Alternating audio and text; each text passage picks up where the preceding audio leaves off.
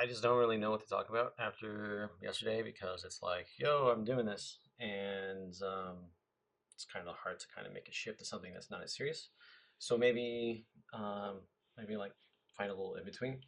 So let's talk about, I don't know, like procrastination. Let's just do that. Um, so at the during the video yesterday, it was like, hey, I don't want to wait any more in my life to arrive where I'm at now. I don't want to lackadaisically just coast through life and just live at the same level of self-perceived mediocrity. I want to actually go and do something.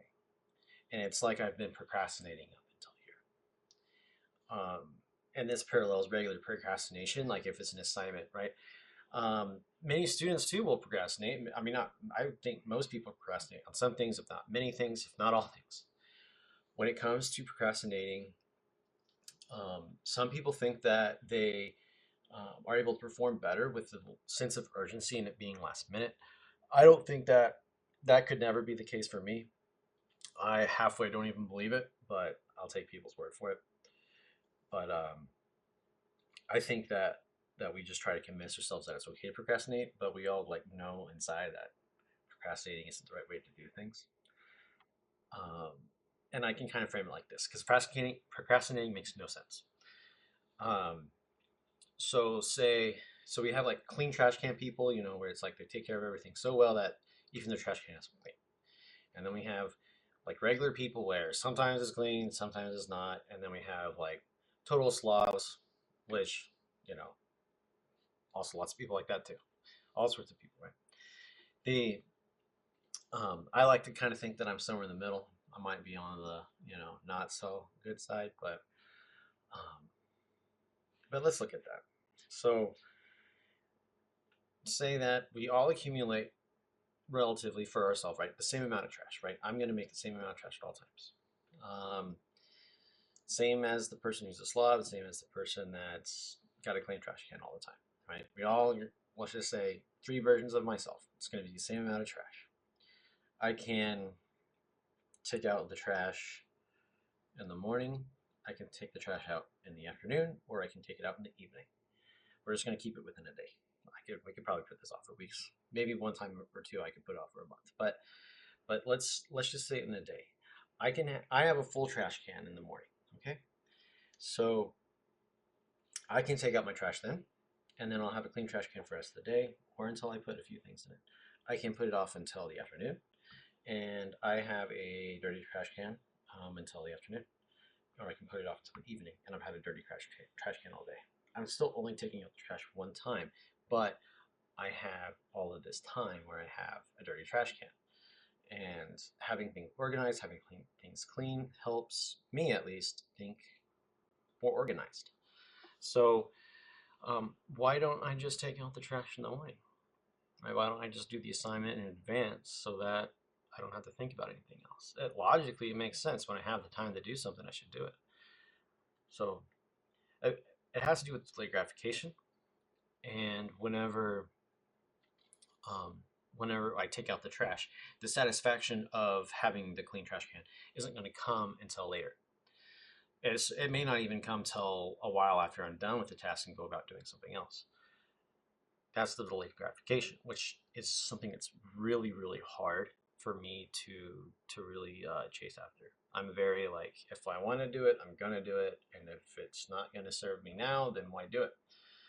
And I think that by far and large should be a reasonable expectation of myself and from other people. I should not expect someone to do something that they do not want to do, nor should they expect me to do something that I don't want to do. Of course, there's nuances, but generally speaking, if I don't want to do something, I'm not going to want to do it. But if I want the result to get there, I have to do things that I don't want to do. And that's kind of like the catch 22 for everybody. Okay? Everybody wants to be successful. Everybody wants to have the Groton Line Point life, right? Everybody wants to have their beachfront home. Everybody wants, generally speaking, everyone has that dream. And to get to that dream, we have to do things that we don't want to do. Like we generally don't want to do. It starts with things small, sure, like taking out the trash. I mean, we can be all cliche or whatever, like people talk about, but why don't why can't we just like see that, you know? Um, Delayed gratification, I think, isn't something that we perceive as a guarantee. So, um, so say like if I watch TV and it's something I want to watch on TV, we'll take like The Mandalorian or something like that, or we'll take I don't know, Wizards of Waverly Place. Who cares, right? Something you want to watch on TV. Um, you're getting the satisfaction of watching it in the moment when you're watching TV. You're enjoying watching TV when you're watching TV. Okay, there's no delayed satisfaction or gratification. Okay, you're just enjoying it. The satisfaction though of like having accomplished a task or like cleaning your home, that's a lot more fulfilling than watching TV. But it's not something that you're experiencing in an immediate sense, and so it's not like I'm able to conceptualize the actual benefit because it's something that comes later. And since it comes later, it's hard for me to value it. Some people are able to enjoy doing the tasks themselves, which I think are like superhumans, super soldiers. If you can enjoy doing the dishes, you're in a really good spot. I've maybe enjoyed doing the dishes a few times, but that is like a level of I that's just I can't do that every day. Some people enjoy taking out the trash every day. Some people are just built different. I don't think I'm like that. So, how am I to get through delayed gratification? One of the strategies that I've tried is I think you've probably heard of fake it until you make it. I think it has like a wide range of applications. And for me, the most useful application for it is if I don't want to go do something. For example, right, whenever I started getting back into exercising again, I it was really hard to just break through and then to stay consistent and to get onto that level of consistency again is really hard because it's like I don't want to do it. I if I wanted to do it, I would have never stopped exercising in the first place.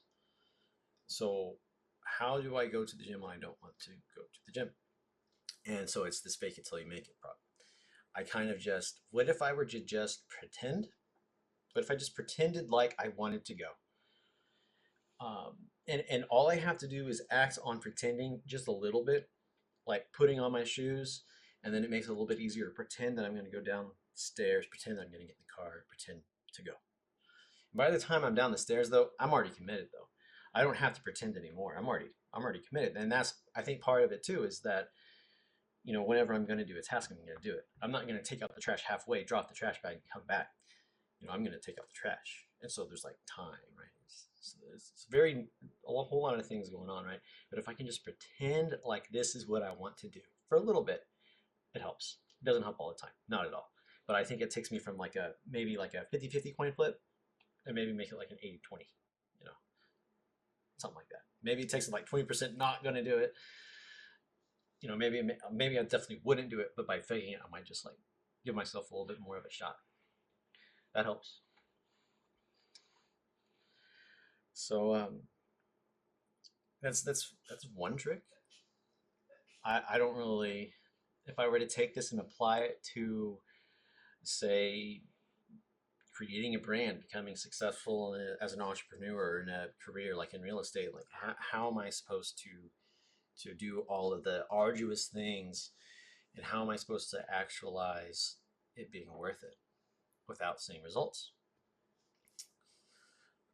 And that's like really hard because I think if anybody could just like I imagine that you've heard of like to be successful or to be an entrepreneur, you got to like fail and fail and fail and keep trying and keep trying and keep trying, and eventually you'll succeed. Or it's like statistics. It's like 90% of the time you're going to fail, or 99% of the time you're going to fail. But there's that 1% that you will succeed. So if you keep trying, statistically, you'll do it.